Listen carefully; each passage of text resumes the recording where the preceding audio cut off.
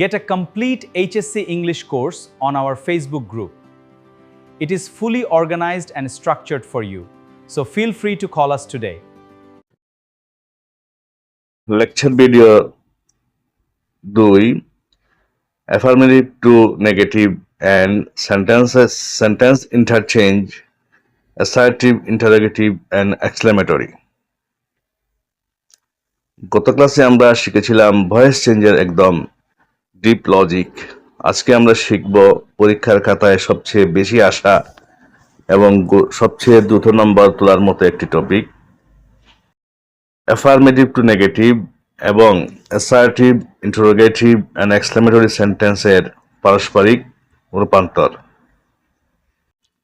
অনেকেই মনে করে নেগেটিভ করা মানেই একটা নট বসিয়ে দেওয়া, কিন্তু আমরা ক্লাসের শুরুতেই শিখেছি অর্থ কোনোভাবেই পরিবর্তন করা যাবে না।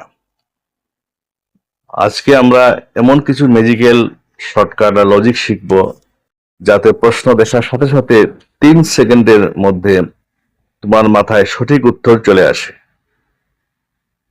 তোমাদের নোট খাতা রেডি? চলো সরাসরি লেকচারে যাই। অ্যাফার্মেটিভ থেকে নেগেটিভ পার্ট 1। অর্থ অপরিবর্তিত রেখে একটি হা বোধক বা হা সূচক বাক্যকে, হা বোধক বাক্যকে, অ্যাফার্মেটিভ বাক্যকে একটি হা বোধক মানে এখানে ভুল হয়ে গেছে, অ্যাফার্মেটিভ বাক্যকে নেতিবাচক অর্থাৎ না বোধক নেগেটিভ করার প্রধান 8টি শর্টকাট রুলস একদম মাথায় গেছে নাও। প্রথমত rule number 1, only by alone. Only বা এলোন মানে একমাত্র বা কেবল বোঝায়। বাক্যে অনলি বা এলোন থাকলে তা কাকে নির্দেশ করে তার উপর ভিত্তি করে 3টি পরিবর্তন হয়। প্রথমত আমাদের দেখতে হবে যদি অনলি বা এলোন ব্যক্তি বোঝালে বাক্যের শুরুতে আমরা নান বাট লিখব, ব্যক্তির পরিবর্তে নান বাট। যেমন অ্যাফার্মেটিভ সেন্টেন্সে আমরা বললাম only Allah can help us, শুধুমাত্র আল্লাহ আমাদের সাহায্য করতে পারেন। তো আল্লাহকে আসলে ব্যক্তি ধরা হয় grammatically, only Allah can help us. এই অনলির পরিবর্তে আমরা লিখবো none but Allah can help us, অর্থাৎ আল্লাহ ছাড়া কেউ আমাদেরকে সাহায্য করতে পারেন না। কিন্তু যদি এটা বস্তু বোঝাতো, যেমন বস্তু বোঝালে অনলি জায়গায় আমরা নাথিং বাট লিখবো। যেমন অ্যাফার্মেটিভ সেন্টেন্সে বললাম হি লাইকস অনলি সুইটস, সে পছন্দ করে শুধুমাত্র মিষ্টি। তাহলে এখানে আমরা নেগেটিভে বলবো হি লাইকস, সে পছন্দ করে, সুইটস মানে বস্তু, এই জন্য বলবো nothing but sweets, he likes nothing but sweets. এখন যদি বয়স বা সংখ্যা বোঝায় তাহলে আমরা লিখব নট মোর দেন, অথবা অনেকেই নট লেস দেনও লিখে। নট মোর দেন লিখলে, যেমন আমি লিখলাম শি ইজ অনলি 18, তার বয়স মাত্র 18 বছর, অনলি 18। তাহলে নেগেটিভ আমরা বলবো শি ইজ নট মোর দেন 18, তার বয়স 18-এর বেশি নয়, অথবা she is not less than 18। তারপরে নট মোর দেন আমি করি বয়স বোঝালে, তাহলে বয়স বোঝালে নট মোর দেন, ব্যক্তি বোঝালে নান বাট, আর বস্তু বোঝালে নাথিং বাট। এরপরে আমি যেটা লিখবো সেটা হলো প্রদত্ত বাক্যে যদি মাস্ট থাকে, হ্যাভ টু থাকে, হ্যাজ টু থাকে, মানে অবশ্যই বোঝায়, তখন মাস্ট বা হ্যাভ টু থাকলে তার জায়গায় আমরা লিখবো ক্যান নট বাট লিখে বাকি V1 থেকে শেষ অংশ, অথবা অনেক সেই ক্যান নট হেল্প লেখে। ক্যান নট হেল্প লিখলে V1 প্লাস ভার্বের সাথে আইএনজি, মানে খেয়াল রাখতে হবে ক্যান নট বাট থাকলে V1 R can not help থাকলে ভার্বের সাথে আইএনজি, কোনো সময় মাস্ট হ্যাভ টু বা হ্যাজ টু থাকলে। যেমন এখানে উদাহরণ দিলাম যে you must obey your parents, তোমাকে অবশ্যই ওবে করতে হবে তোমার প্যারেন্টসকে, পিতামাতাকে।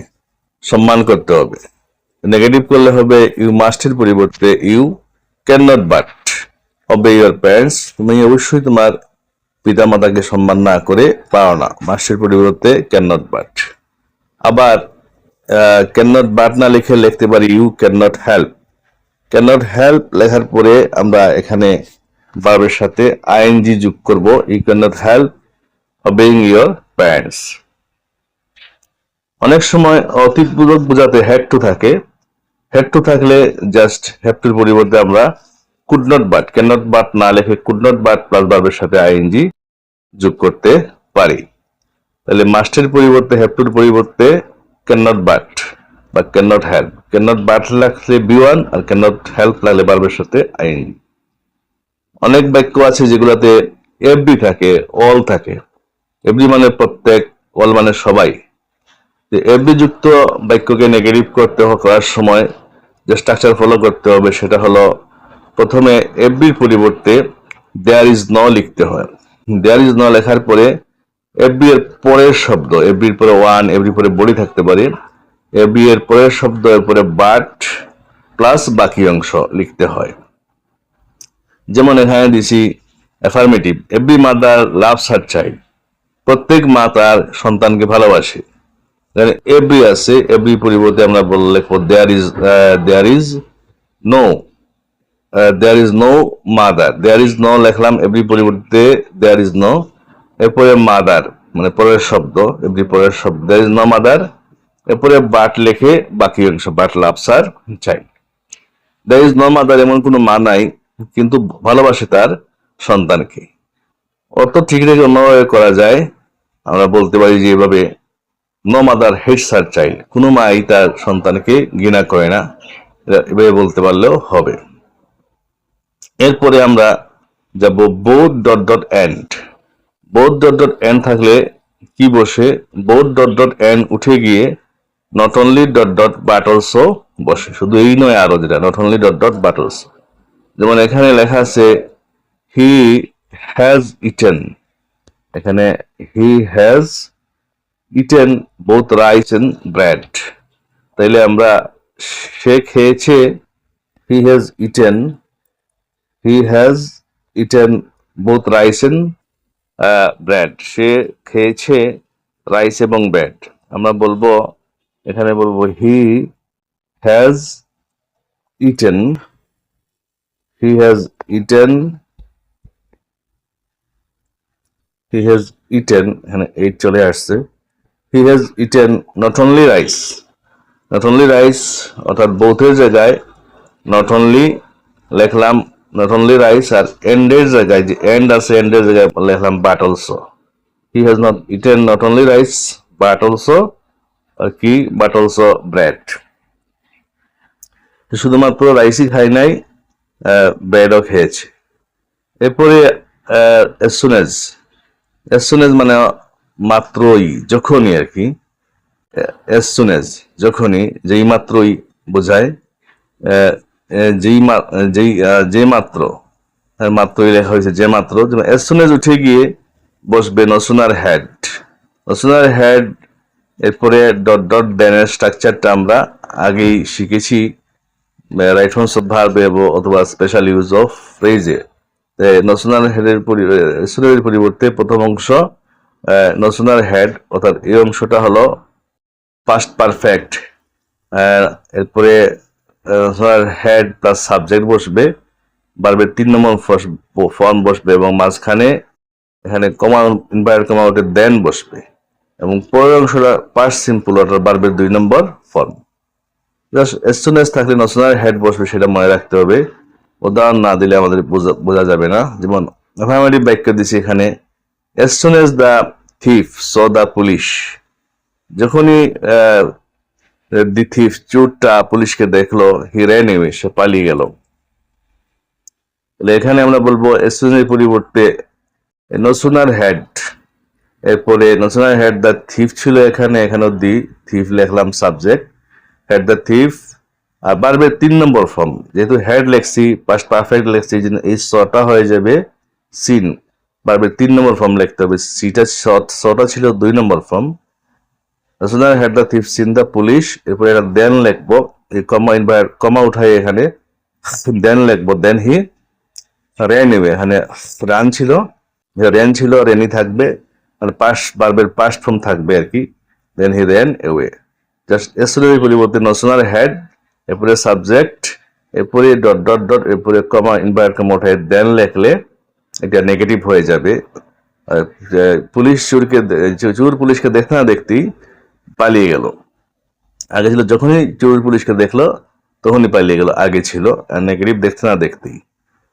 এরপরে আমাদের অনেক সময় বাক্যে অলওয়েজ থাকে, সব সময়।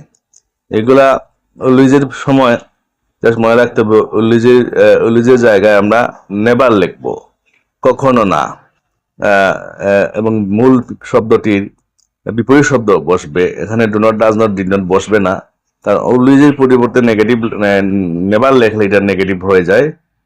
যেমন এখানে আমি দিছি I shall never forget you, I shall never forget you, আমি কখনো তোমাকে ভুলবো না। এটা আনসারটা হবে আই শ্যাল, সরি এখানে প্রশ্ন ছিল I shall always remember you, I shall always remember you, always আছে, তাহলে আমরা আই শ্যাল অলওয়েজের পরিবর্তে বললাম নেভার, আর রিমেম্বার মানে স্মরণ রাখা, এটা বিপরীতটা হলো ফরগেট, ভুলে যাওয়া।